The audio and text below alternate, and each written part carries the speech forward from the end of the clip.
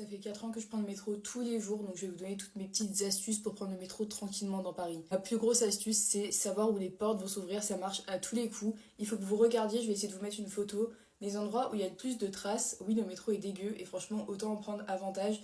Du coup, il y a des endroits où il y a des traces de pas, genre c'est une bande blanche et il y a du noir à un endroit. C'est là que les portes vont s'ouvrir parce que c'est là que les gens marchent le plus souvent, normalement. Donc vous vous mettez pas en plein milieu de ces tâches, vous vous mettez un peu sur le côté pour laisser les gens sortir et comme ça vous aurez la première place pour rentrer, surtout quand il y a beaucoup de monde aux heures de pointe. Vous me direz merci. Deuxième truc, quand il y a du monde, la meilleure place n'est ni contre les portes, ni contre les petits strapontins. La meilleure place, c'est en plein milieu. En haut, il y a un truc pour se tenir. Vous vous mettez là, et comme ça, quand quelqu'un sort des carrés, vous pouvez vous asseoir à leur place tranquillement. Et en attendant, il n'y a pas beaucoup de monde qui viendra vous coller et tout, vous serez beaucoup mieux. Voilà. Troisième truc, n'allez pas à Châtelet. Premièrement, personne n'a envie d'aller là-bas, mais surtout, si Google Maps vous dit de faire un changement là-bas, prenez la deuxième option, même si ça a l'air un peu plus long. Franchement, vous n'avez pas envie de passer 20 minutes à faire un changement à Châtelet, à vous faire une randonnée au milieu des gens qui n'arrivent pas à avancer, qui gardent pas leur droite, ça.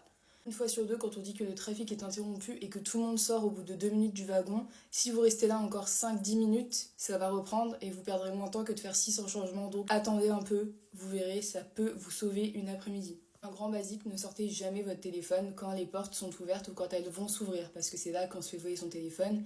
Donc vous le sortez que quand les portes sont fermées et que ça roule. Si vous avez peur d'être en retard, comprenez que tous les temps de trajet qui sont indiqués sur Google Maps, vous pouvez les doubler, surtout si c'est au moment des heures de pointe. Clairement, 25 minutes, c'est 50 minutes, et etc.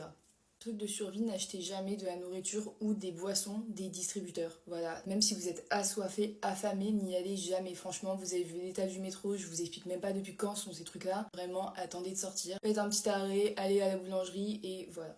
Petit bonus pour les femmes, si vous remarquez un mec un peu bizarre qui vous regarde et vous savez qu'il va sortir en même temps que vous du métro, genre il attend que vous sortiez, montrez pas que vous sortez à votre station et attendez que ça sonne pour sauter du métro. Oui, c'est naze, oui, personne ne devrait avoir à faire ça, n'empêche que vaut mieux être safe than sorry, donc essayez de sortir le plus tard possible, c'est la triste réalité.